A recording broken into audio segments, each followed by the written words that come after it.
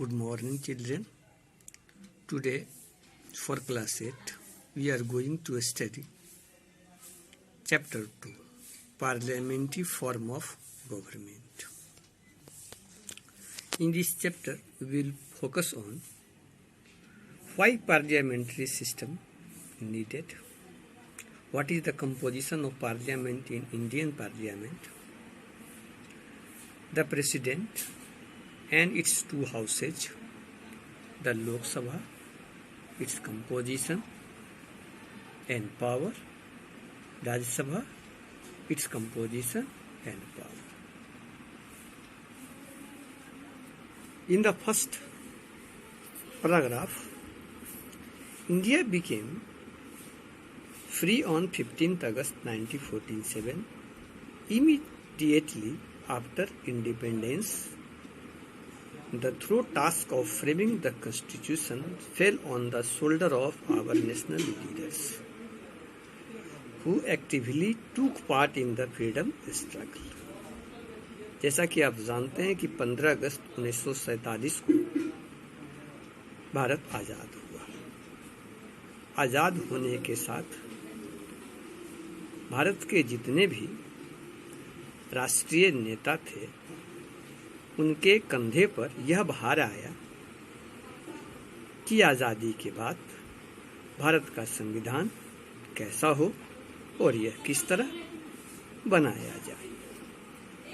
While framing the constitution, the members of Constituent Assembly kept in their mind factors such as wide diversity, historical background, tradition and socio-economic condition. जिस समय भारत का संविधान निर्माण किया गया, उसकी संरचना की गई, इस संविधान सभा के जितने भी सदस्य थे, उन्हें इस बात का ध्यान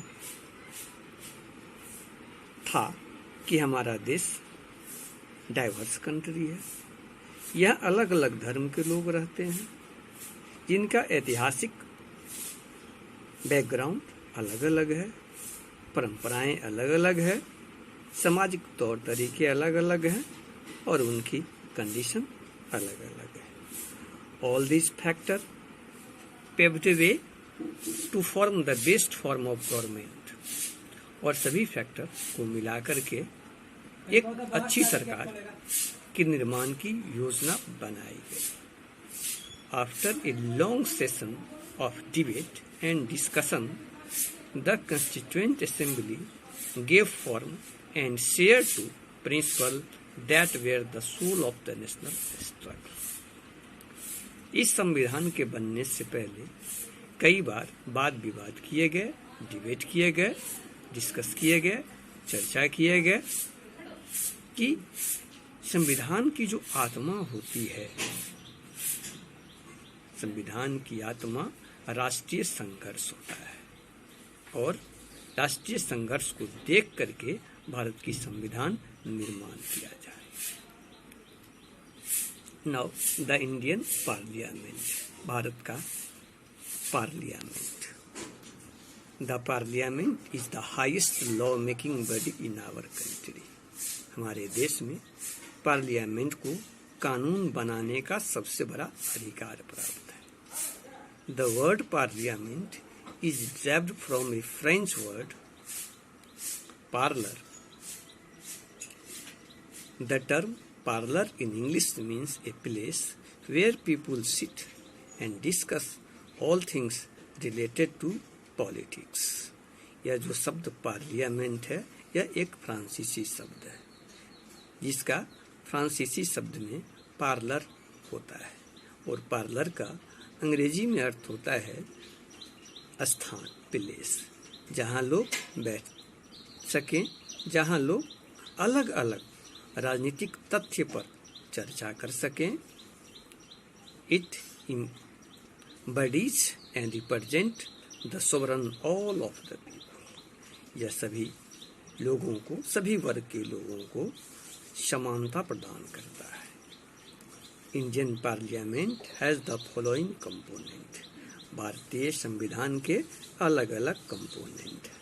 पहला है द प्रेसिडेंट ऑफ इंडिया, दूसरा राज्यसभा, तीसरा लोकसभा। तो 3 इसके कंपोनेंट हो गए, राष्ट्रपति, राज्यसभा और लोकसभा। राज्यसभा को अपर हाउस कहा जाता है और लोकसभा को लोअर हाउस कहा जाता है, और अपर हाउस और लोअर हाउस मिलकर के सेंट्रल लेजिस्लेचर का निर्माण करता है। Now, why is Parliament form of government chosen in India? Parliamentary government Bharat में क्यों चुना गया? Various aspects and authors have suggested various reasons as to why a parliament form of government was chosen in India.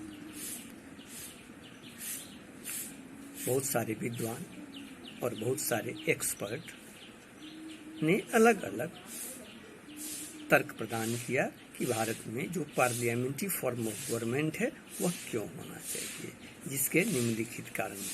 First, the British rule in India lasted for more than 200 years. जैसा कि आप जानते हैं कि भारत में जो अंग्रेजों का शासन था वह 200 वर्ष तक था और उससे ज़्यादा भी था।